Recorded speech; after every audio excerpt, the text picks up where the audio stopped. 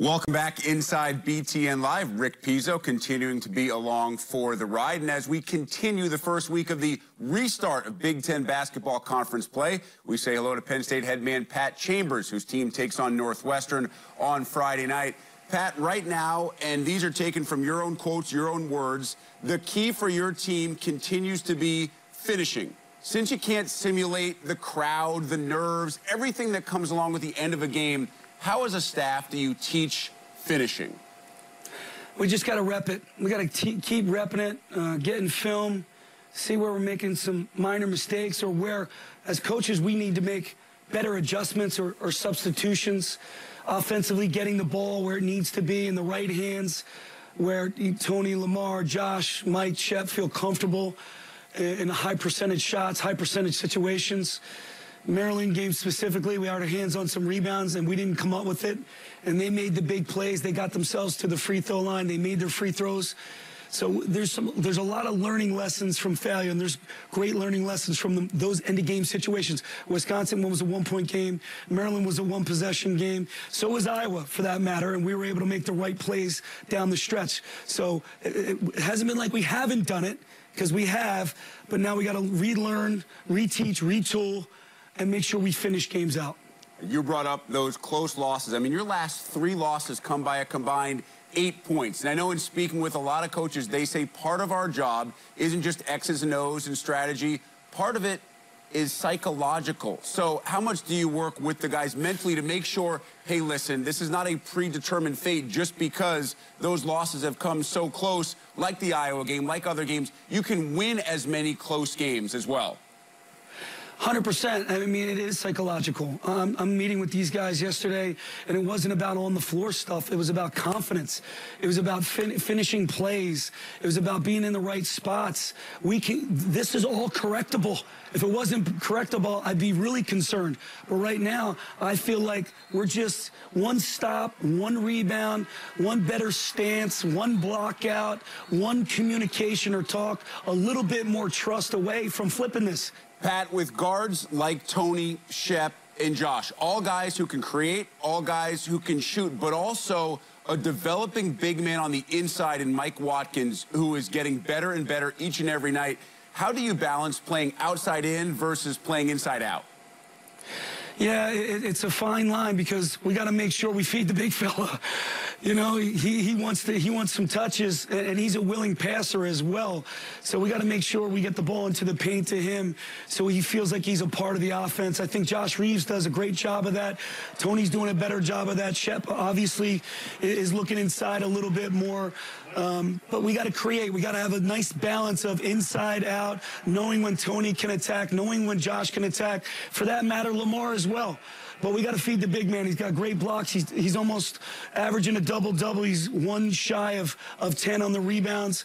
So, again, when we have really good balance, we're a very difficult team to guard. When we rely too much on the guards, we're not as good. Or the other way, on the bigs, we're not as good. So we need great balance moving forward. Almost all the analysts here at BTN have been blown away by the development of Josh Reeves. Most mention him as the most or among the most improved players in the entire Big Ten. How do you describe his development? I agree with them. Right now, his statistics are off the charts. I mean, I don't know if you remember when he was a freshman, I think he shot .019 from three, right? From three-point land. Now he's shooting over 40%. He's over 50% from 2.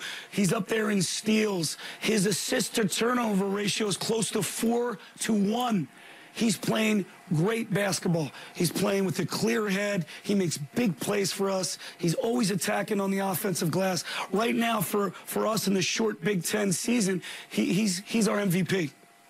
And up next for you, Northwestern at the BJC on Friday night. That's an FS1 game. How will the absence or presence, if he plays, of Bryant McIntosh affect what you guys do defensively against Northwestern? Hey, Rick, we're preparing for McIntosh, okay? He's a senior. He's a senior. They just lost to Nebraska pretty much because he wasn't on the floor. And you know what seniors, if they can play, they're going to try to play. And he's one of the toughest guards in this league. So we're preparing for him to play. And the way they played against us last year, I mean, they were up 20 in the first half. They played incredible basketball. They shared it. They made shots. And he was the maestro. So we're preparing to play McIntosh at the 1. And we just, hopefully we're a year older, a year wiser, and we're ready to play a senior-led team like Northwestern with a great coach. We've brought up the performance of Mike Watkins, and since Thanksgiving, Pat, you're right. His numbers are ridiculous. 14 points, 11 boards, 3 blocks. He's shooting 64%. Northwestern's got a good big as well. Derek Pardon in that same stretch, 13 points, 8 boards, 2 blocks, and 60%. If those guys play to their potential, how good could that matchup on the inside be Friday night?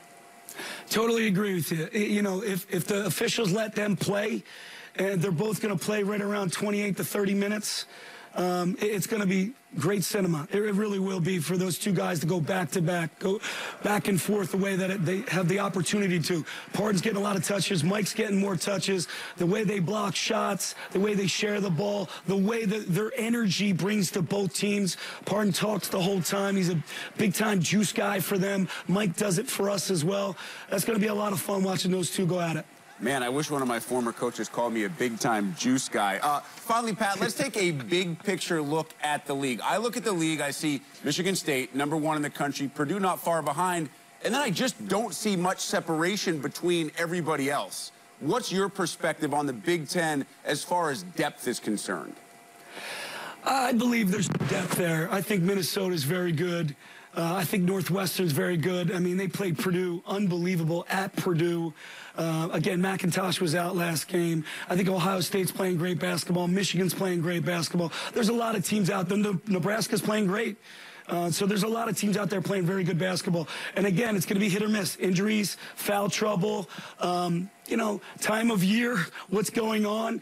I mean, I think any given night, somebody's going to shock somebody or surprise somebody. And I don't think Michigan State's going to go through this league undefeated, nor do I think Purdue is. And I know those guys don't believe that either, because on any given night, you can be knocked off in this league. That's what I think is so difficult about the Big Ten. You got to be prepared to play your best every single night. And everybody says it's such a physical, grueling league. I think it's more mental now, especially with 3 to 14 being so close in talent. Yeah, I agree with that 100%. And since you brought it up, I do have one more for you. With that mental grind and the change this year in the schedule, which I know is going to affect the way that coaches prepare, not just the next couple of months, but the way you guys prepared for the start of conference play and then to step back out. How big of an adjustment was that? I liked it. It gave us a snapshot into what we need to work on, strengths and weaknesses, and how we need to finish. Again, I'll go back to finish games, all of us collectively. And it was nice to go to the non-conference and then get some more substitutions. If you really look back at those 2 games, I think most teams other than Illinois played their starters the majority of the minutes. I don't know if we totally trusted our bench just yet. And I think going back to the non-conference gave our bench more time to grow and learn and get a better understanding of how hard you need to play to be able to compete in the Big Ten. So I really enjoyed those 2 games there. Go to the non-conference. You had a little bit of a breather, right?